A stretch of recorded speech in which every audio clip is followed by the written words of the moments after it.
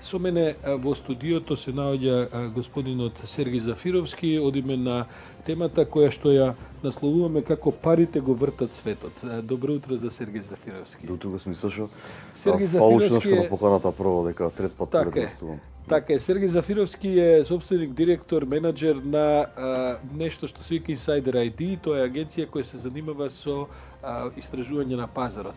Вие по трет пат излеговте во последните 3 години и објавивте пред некоја недела, ја објавивте анкетата, односно истражувањето за тоа како стојат македонските, скопските и македонските маркети на пазарот. Кажете ни накратко за што станува збор. Вака, ние трета година поред спроведуваме истражување за преференција од потрошувачите кои маркети ги преферираат во Македонија. Многу едноставно да се анализира финансиски, но многу потешко да се анализира кој каде пазари. Заради тоа и такво едно истражување, еден таков концепт ние спроведуваме веќе трета година поред. Како и лани, како и преколани на првото место е КАМ, годинава е Тинекс на второ место, Стокомак е на трето, тоа се национални ланци на маркети. Но ги анализираме сите региони, има во Македонија отприлика околу 41 ланец активен, така да доста е поопширна анализата за разлика од тоа што иницијално се смета. Во секој случај, јас морам да кажем дека вашите резултати се малку изненадувачки за мене, бидејќи кога ќе ги видите активностите и обемот на работата на КАМ, на Стокомак и така натаму, тоа е прилично, речиси дупло повеќе да речеме од маркетите Веро, па и од Рамстор и така натаму. Ќе ни објасните разликата во што се разликуваат маркети како Стокомак и КАМ од овој вид на синџири како што се Веро, Рамстор, па и Тинекс до некаде? Вака, во Европа... Во пазарна и во генерална смисла. Значи, постојат два концепти во Македонија, генерално да кажем. Едниот се тврди дисконти, на кои што отпаѓаат КАМ маркет, Стокомак и Кипер. Кипер не влегува зашто не е национален. И другиот е класични ланци на маркети што опфаќаат, да кажем, сите останати. Сега, многу е тешко да се направи, да кажам, некоја генерална разлика во смисла на најчесто луѓето го гледаат прометот како начин на дистинција кој маркет каков перформанс има. Во Македонија се појави една нова група на луѓе по Европа што се викаат финансиски логични потрошувачи, што генерално си гледаат како да го оптимизираат целокупниот буџет, односно целата потрошувачка кошлица, наспроти да идат на оние промоции и акции кои најчесто се некои активности што ги превзимаат класичните ланци на маркети. А од друга страна, па тврдите дисконти може да постигнат тие цени, може да ги оптимизираат цените заради тоа што целото потрошувачко доживување е насведено на некое минимално ниво. Значи, они се, бокс стајан на рафт, отворени наставно на таков начин еден до два производи лоцирани во самата категорија, така да доста поедноставни за разлика од класичните концепти. Со други зборови, во Македонија купувачите се повеќе го преферираат ценовниот однос отколку купувачкото искуство. Не само во Македонија, тоа во цела Европа, веќе го земеме Lidl. Lidl почнува да се пробива во едни држави каде што е несвојствено, како например Велика Британија, во Германија е број 1 маркет. Значи, не е само во Македонија, тоа само се прелива од Европа во Македонија. Така да, почнува да си го менаџират буџетот и очекуваме дека во годината се повеќе биде изразен. Ние имаме и графикони од вашето истражување, ако може да ги погледнеме, бидејќи тие јасно покажуваат за што станува збор. Од 2017 до 2019 година КАМ маркет е водечкиот синџир на маркети. Колку е голем КАМ маркет? Така, значи КАМ маркет прво има и голем број на продажни локации, има 70 маркети, што не е воопшто малку за разлика од Тинекс кој што има околу над 40. Така да очекувано дека КАМ ќе биде број 1 маркет. Ценовно знаеме каков е перформансот на самиот на КАМ маркет, но има една друга работа во Македонија, тоа е агресивно ширење на поголемиот дел од ланците. Еко земам за пример работа в Талиџе, живеам и тамо и канцеларијата ни е. Значи во радиус од 200 метри ние имаме веќе избор од можеби 7-8 различни ланци на маркети.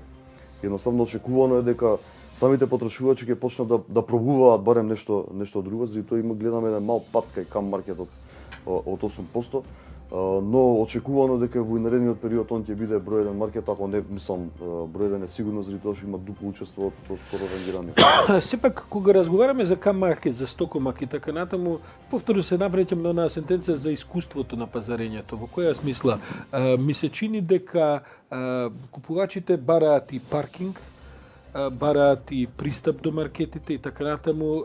Овие да кажам out of box, овие маркети кои што се вие ги викате тврди маркети, тие се сепак сместени. Што им е на нив побитно, локацијата или им се само цените битни? Која е нивната логика на нивниот бизнис? Почнува да биде локацијата, почнува да биде паркингот и цените се апсолутно за нив најбитни. Дори тоа што сме споредувале некои категории, они може да бидат дури поевтини за 30-40% за одредени производи. А тврдите дисконти во Македонија очекуваме дека во наредниот период малце ќе се шлифуваат, да кажам на скопски. Кај што ќе почнат да нудат и малце повисоко потрошувачко искуство заради тоа што трендот во Европа и во светот е и тврдите дисконти да понудат нешто повеќе за разлика од тоа што го нудиле претходно, како пилјара веќе го гледаме тоа во Кам, како свежо месо, исто така пекара, исто така го гледаме. Сега може да видиме нешто естетски да има подобрување, но генерално они се насочуваат и кон потрошувачкото искуство и тоа може да го видиме на наредниот период во Македонија. Па добро, каде водат тогаш овие Сергеј трендови? Ако бидејќи гледам дека инвестициите да речеме на поголемиве синџири од овие кои што го ценат и искуството на купувачите се далеку поголеми. Ви имате де факто кога ќе ги видите маркетите на Рамстор, кога ќе видите маркетите на Веро и така натаму, се гледа огромни инвестиции во споредба со овие тврдиве дисконти кои што вие ги говорите. Што е тогаш бизнис логиката на големите и на малите? Еве, овдека гледаме дека 24% на овој графикон, дека 24% од купувачите го преферираат Кам маркет, Тинекс го преферираат 10%, а Веро исто така 10%. Значи се работи за далеку поголема преференција на купувачите во однос на овие да кажам скапи синџири на трговија кои што инвестираат многу и во своите згради, во изгледот и така натаму. Што е бизнес логиката на целиот зафат? Сите они таргетираат некаков тип на различни потрошувачи. Значи Кам си таргетира Кам уствари ги таргетира како Стокомак сите потрошувачи. А Веро, Тинекс, Рамстор, они се таргетираат некој пазарен сегмент кој што сметаат дека со испорака на тоа дополнително потрошувачко искуство дека ќе биде нивни лојален клиент. Рамстор конкретно си има картичка за лојалност како што има и Тинекс. Тинекс има чести промоции, Веро има 100 артикли што постојано се на акција, така да сите они си имаат некој начин или некој бизнис концепт кој што си ги привлекуваат нивната клиентела. Сега на долг рок според нас тврдите дисконти ќе преовладаат заради тоа што они имаат еден континуиран концепт. Значи кај нив кога идете знаете што може да очекувате за разлика од другите кои што имаат различни акции, различни типови на бизнис концепти, се во зависи од периодот и од годината и од периодот во кој што се наоѓа самата компанија. Така да според нас најодржлив модел во моментов е тој што го имаат тврдите дисконти и ќе продолжат со тој, да кажам, со тој концепт, со тој тренд и верувам дека ќе имаат многу поголем успех во иднина. Која е нивната маркетиншка стратегија? Како се рекламираат едните и другите? На што се насочени? Кои се буџетите за рекламирање? Каков им е пристапот до купувачите? Различен им е комплетно со тоа што почнуваат да се, како да кажам, и тврди дисконти да се развиваат. До пред некое време нема флаери, нема акции дел од нив. Така да во последно време гледаме дека и тврди дисконти почнуваат и да се рекламираат, и да прават акции, и да прават флаери, и да прават, како што разбрав, и некоја телевизиска реклама, но како се вика, класичните ланци на маркети екстремно повеќе вложуваат во таквиот начин на рекламирање и маркетинг. Има ли во Македонија место за влегување на некои од поголемите светски, ги спомнете Lidl и така натаму, некои од тие синџири, или е пазарот презаситен? Како што реков и на почетокот, во Македонија функционираат над 40 активни ланци на маркети. Значи не земајќи 8 се национални. Така да, кога ги тргнеме тие 8 на страна, имаме уште 32-3 што се локални ланци и што имаат отприлика вкупно околу 700 продажни локации, 700-800 продажни локации. Тоа е екстремно многу. Не верувам дека некој од големите ланци на маркети, зборам светски, би се нафатиле да влегуваат во прво мал пазар, ние сме реално мал пазар, а друго премногу заситен за да има потрошувачи што би се насочили кај нив.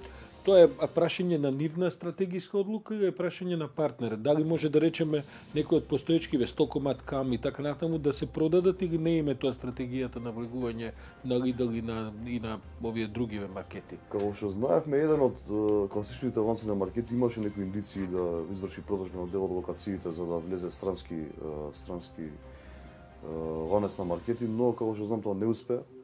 Верувам дека барале до сега партнери, но премногу сме мали за да бидеме од интерес за толку да се на некој начин замараат со нас да видат дали би можеле да влезат или не.